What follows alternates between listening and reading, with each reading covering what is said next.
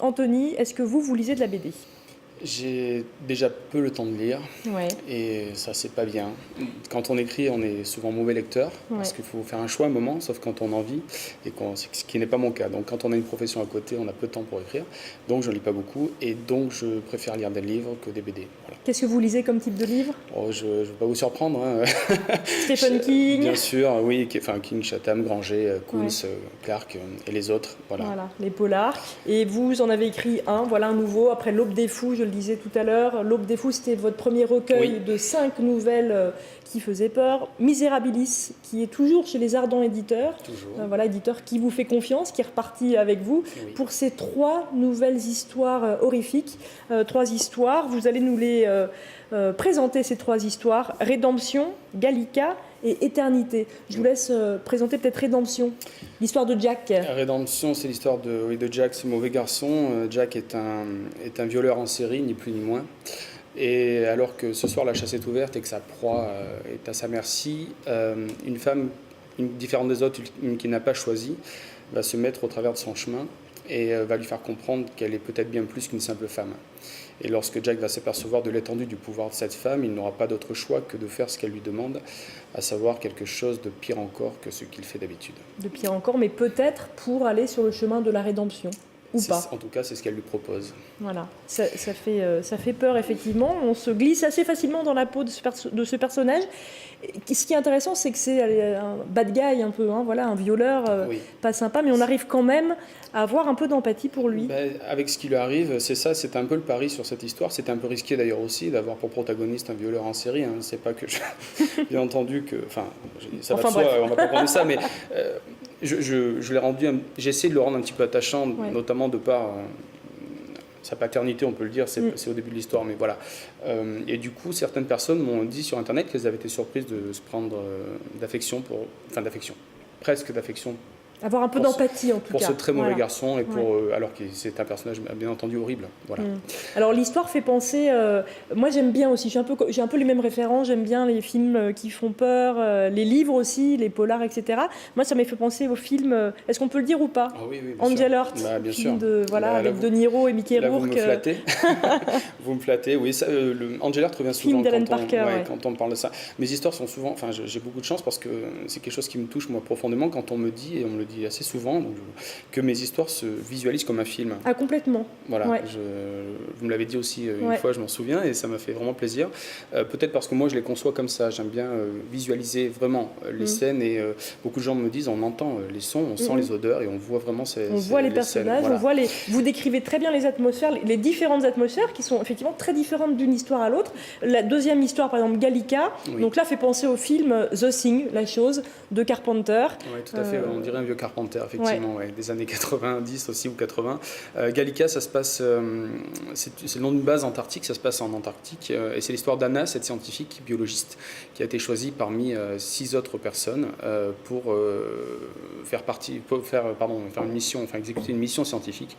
Et ils sont donc confinés dans cette base, une tempête approche, et lorsqu'un soir, un de ses collègues rentre blessé alors qu'il carottait la glace, elle parvient via une visioconférence à sauver la vie de cet homme.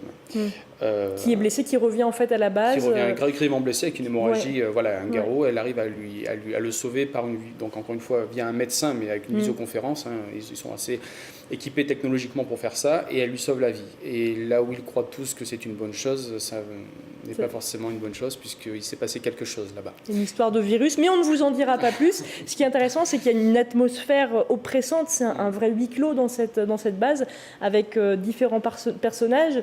Voilà, on se prend vraiment au jeu, même si on peut... Alors, moi, je vous avoue que dans les 3 histoires, j'ai plus ou moins deviné un petit peu la fin, parce qu'avec ces références cinématographiques, ou quand on a l'habitude de lire des livres, on peut peut-être deviner un petit peu, mais ça n'empêche qu'on prend un plaisir terrible à lire ces histoires, on se fait happer par les atmosphères, encore une fois, que vous décrivez très très bien. Alors là, ce que vous me dites, ça me déçoit beaucoup, puisque c'est ce que j'aime pas qu'on fasse.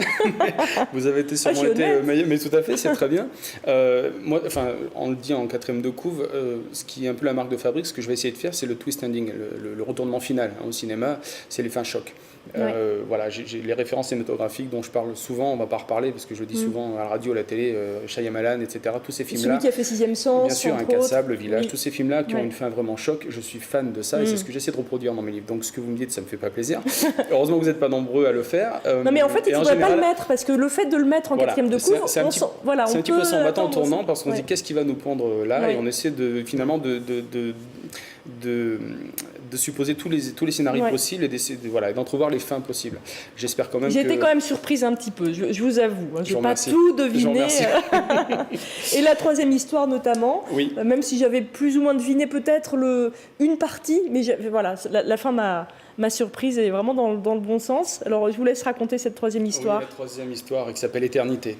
C'est l'histoire de Simon, ce garçon... Moi, je l'ai écrit un peu comme Forrest Gump. Voilà, j'ai adoré ce film de Robert Zemeckis, qui est un chef-d'œuvre. Et ce garçon est un simplet, c'est un naïf. Et il est costaud, sauf qu'il est simplet, on ne peut pas le dire mieux. Et ce garçon qui travaille au fond d'une galerie souterraine se retrouve enseveli, coincé lorsqu'il y a un éboulement de roches. Et alors qu'il se croit perdu, il arrive, après des heures et des heures d'acharnement, sa force physique lui fait parvenir à s'extirper du trou. Et lorsqu'il arrive à la surface, il se rend compte que le monde tel qu'il l'a connu a changé.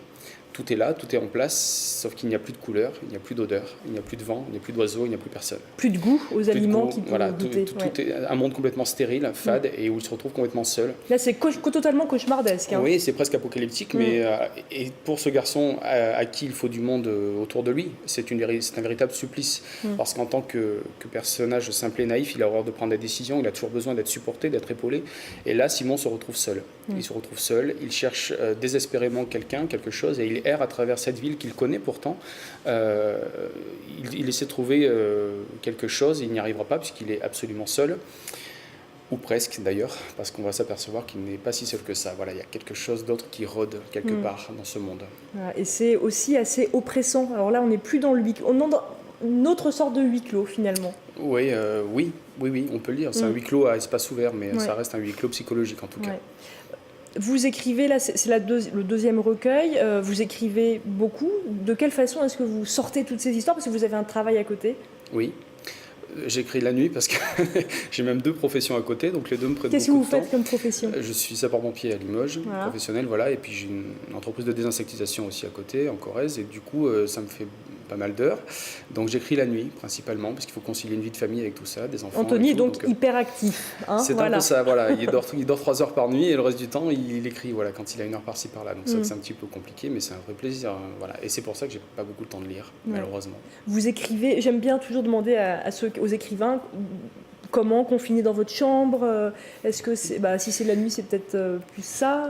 Il y en a qui écrivent dans des bars, il faut du bruit. Moi, je vais égorger des cochons sauvages. J'écris dans leur sang, en fait.